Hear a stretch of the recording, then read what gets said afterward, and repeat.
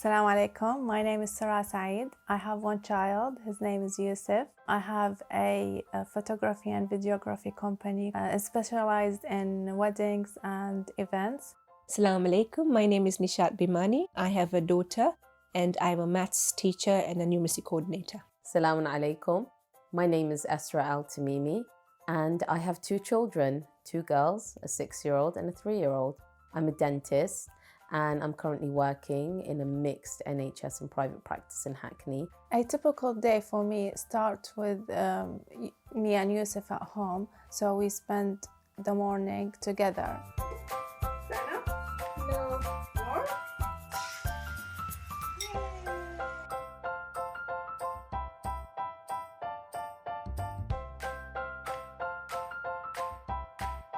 Around the afternoon from 1 o'clock, I take him to nursery.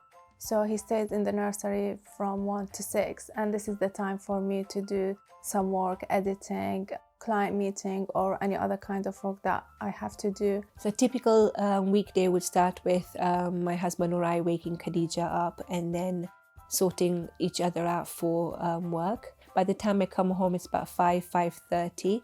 And then I'll sit with Khadija, do some homework, or if she has any Quran homework that we do together. Becomes key.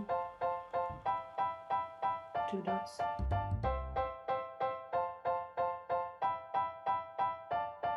I have to wake up around 8 o'clock. My husband helps me with a cup of coffee, which I'm very grateful for.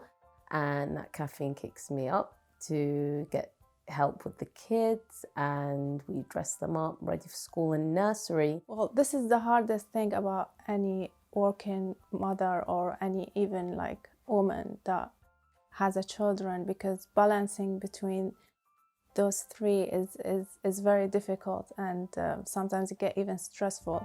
Make it hard for me. If you have 3 elements in your life, then it will definitely will help a lot. One of them is the passion about what you're doing, and secondly is the time management, and the third is understandable husband. The support I have from my husband and from my mom is, alhamdulillah, unmatchable. I don't think I'd be able to do my roles without the support I get from my husband and my mom, with the help they provide with working in the house or doing things with my daughter. I really truly believe that balance can only be achieved if both husband and wife are both going to work together. No one should have a greater role than the other.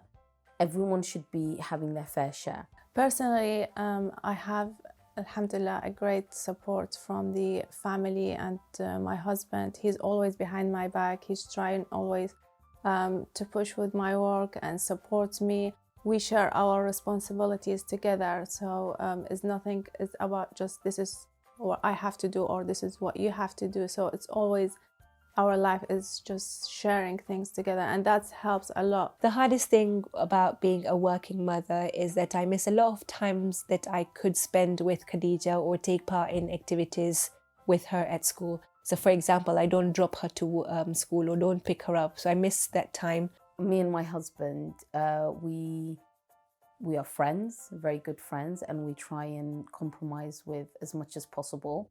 So if I'm having a little rest, he'll be with the children. If he wants to do his cycling, I will have to stay with the children and maybe play with them or work with them, do homework.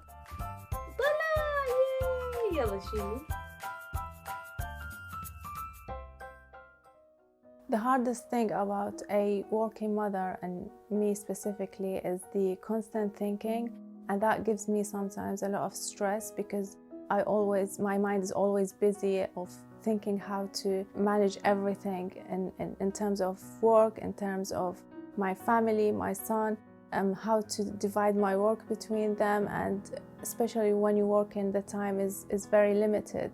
Oh, the best part about being a mother is just all the love that I get from Khadija. Khadija is such a charmer. Every time I come home, the first thing she'll say to me, "Oh, Mom, I love you," or she'll give me a big hug. When I wake her up in the morning, she'll hug and love me.